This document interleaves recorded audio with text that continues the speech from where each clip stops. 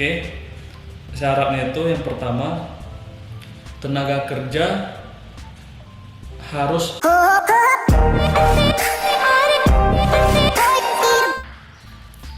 welcome back to my channel.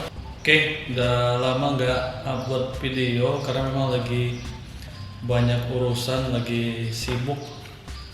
Tahu lah ya, sejak pandemi ini kita nih makin sering Vicon ya guys ya. Ya nggak sih? Karena kan hampir tiap hari guys. Nggak tahu kalau tempat lain, tapi kayaknya aku ngerasa makin sering Vicon. Tapi ya nggak apa-apa. Jadi itu suatu kemajuan teknologi lah. Jadi kita nggak harus tatap muka langsung. Mungkin bisa menghemat waktu, menghemat biaya juga mungkin. Ya cuman nggak bisa jalan-jalan jadi ya guys kan. Nah jadi ini aku mau bahas terkait pengklaiman JHT, jaminan hari tua yang ada di BPJS Ketenagakerjaan. Jadi kemarin tuh ada yang nanya kenapa pengklaiman JHT yang diajukan itu ditolak oleh petugas BPJS Ketenagakerjaan.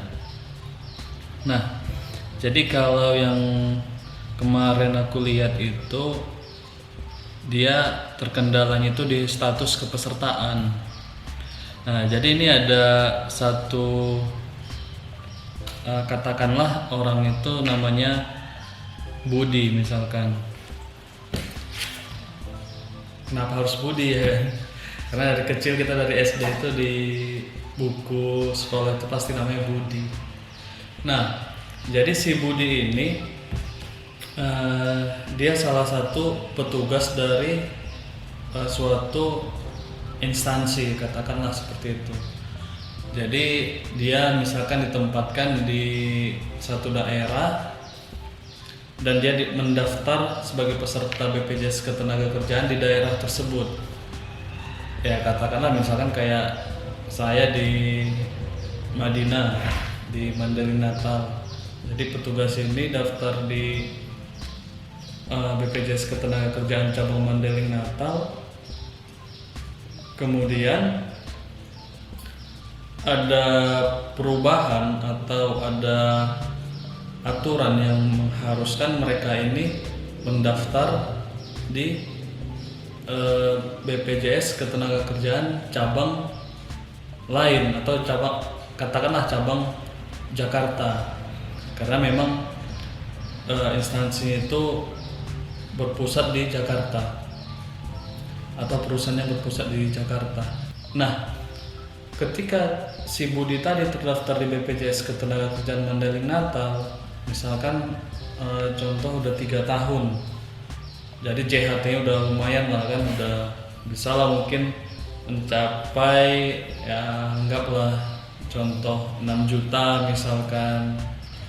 Kemudian dari instansi dia tadi, tempat bekerja si Budi, mendaftarkan mereka langsung ke cabang Jakarta. Jadi ceritanya desentralisasi pendaftarannya. Karena yang awalnya tadi didaftarkan ke masing-masing daerah, nah sekarang aturan yang berlaku di instansi dia, kepesertaannya didaftarkan secara sentralisasi, yaitu misalkan di Jakarta. Nah, jadi si Budi ini terdaftar sebagai peserta aktif di BPJS Ketenagakerjaan cabang Mandailing Natal, kemudian didaftarkan lagi oleh instansinya di BPJS Ketenagakerjaan cabang Jakarta misalkan. Jakarta banyak juga cabangnya guys ya. Anggaplah di Jakarta gitu, di salah satu cabang di DKI. Jadi si Budi ini memiliki 2 kepesertaan atau 2 nomor kartu, nomor KPJ. Nah, KPJ tahu ya, kartu peserta jam sostek. Nah, jadi si Budi ini memiliki 2 kartu.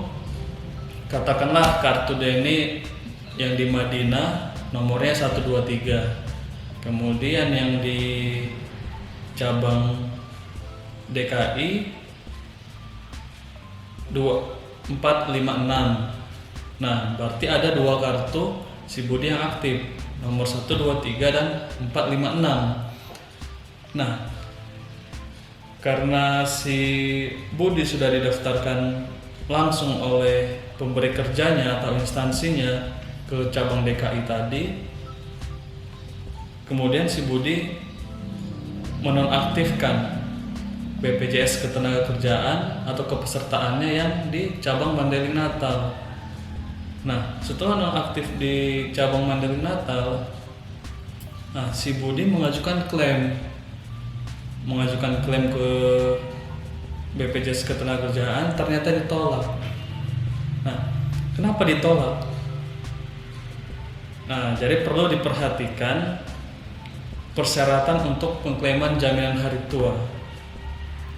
Oke, syaratnya itu yang pertama, tenaga kerja harus nonaktif kepesertaannya di BPJS Ketenagakerjaan.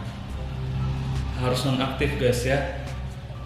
Seluruhnya, seluruh nomor kartu dia yang terdaftar di BPJS Ketenagakerjaan harus nonaktif. Jadi persyaratan klaim tadi harus nonaktif seluruh kepesertaannya.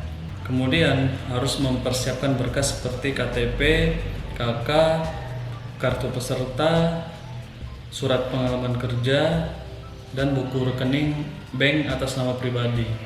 Jadi ini persyaratannya guys. Nah, si Budi tadi karena status dia di cabang DKI juga sudah aktif, maka secara otomatisnya nggak bisa klaim. Jadi itu udah mutlak dari sistem, nggak bisa diklaim. Jadi buat teman-teman yang mau klaim, pastikan dulu kepesertaannya nonaktif. Jadi mungkin untuk pertanyaan kenapa tidak bisa klaim atau ditolak, mungkin video ini bisa menjawab. Jadi saya kira untuk video ini cukup dulu. Nanti kalau ada pertanyaan mengenai BPJS Ketenagakerjaan, silakan komen di bawah. Sebisa mungkin aku akan jawab atau aku buat videonya. Mungkin itu aja. Terima kasih. Jangan lupa channel ini kalian subscribe, kalian share ke teman-teman kalian supaya mereka juga tahu informasi ini. Oke.